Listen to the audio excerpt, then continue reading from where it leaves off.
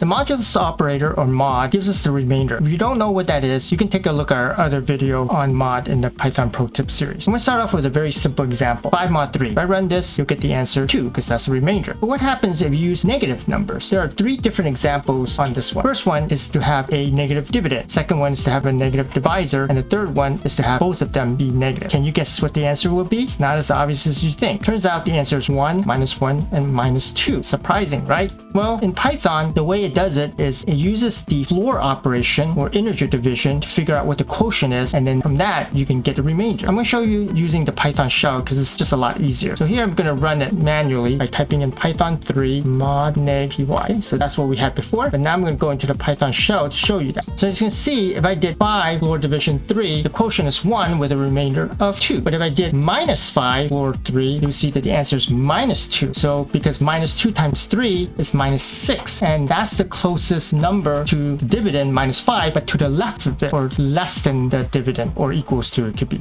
So as you can see, if I have a positive divisor, the remainder is going to be 0 or a positive number. If I have a negative divisor, the value would be 0 or a negative number. So let's just quickly go through the other 2 examples. So I did 5 -3, then you'll get -2, and -2 times -3 is 6. And this one is different because when the divisor is negative, it would be to the right of the dividend, or greater than or equals to the dividend, right? So it will be 6, and then now we have to have a negative remainder, -1, to get back to 5. Similarly, when I do -5 floor division on -3, I get 1 because 1 times -3 is -3, which again is greater than -5, and it needs a remainder of -2 to get back to -5. So it's not likely you're going to use negative numbers, but I hope you appreciate the math behind it. And a note of warning, in Python, the way it does negative numbers with mod is different than languages like C, C++, Java, and JavaScript. Give us a like, and if you haven't subscribed to this channel, please do so.